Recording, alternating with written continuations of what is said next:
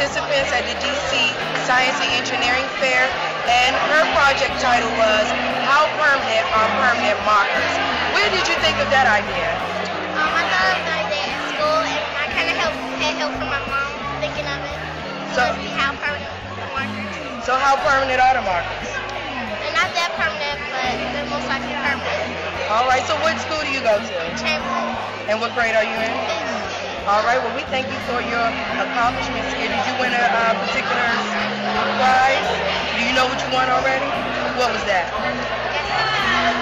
Second place winner here. This is our second place winner. So hopefully we'll have on our Leap of Faith show, so tune in for more. And we're here with Jamie and Sierra McCants, some of the other participants in the program. Let them know, Sierra, what was the name of your project? Loud and clear. Loud and clear, represent. World Wind. All right, and yours? The name of my project was the effects of mold and temperature. Wow, where do you think of that project from? Well, my teacher showed us a document called Moving Women, and so we just thought of World Wind. Wow, and those are those big fans that turn, what are they used for? Energy, and they go and they use for pumping water and electricity.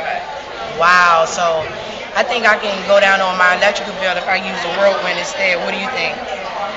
So you may need to look into that. And tell them more about where you get your project name from.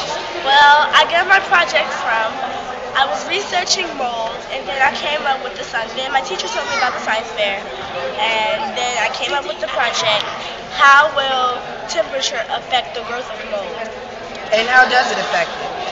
Well, the temperature affects the growth of mold because mold grows faster on any food object in warm temperature than it will in cold temperature because mold needs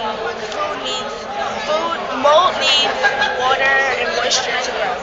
Yes, and that's why we use a refrigerator, right? Yeah. So, The name of my project was the effects of acid bases on browning of an apple. so when you have that browning, when you bite your apple and you sit it on the table and it starts browning, is that acid that makes it brown? No, it's like the oxygen. Like we want to put the acids in the bases because when we do it, we put it in water, we want to see that made come back because you know how apple has the enzyme juicing. We want to know if that was acids or bases. Wow, so what did it turn out being? I'm going to take a guess. I'm going to say it was basis. Not exactly. So what was it? It was acid.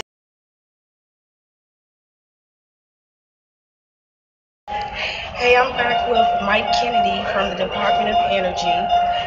And thank you for coming out today. Thanks.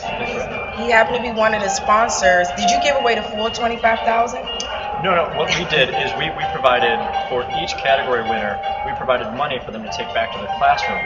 We'll be visiting with the classroom teachers within the next week, and we'll be providing the elementary and middle schools classrooms with $500 and the high school classrooms with $1,000 for them to do some scientific research with their students.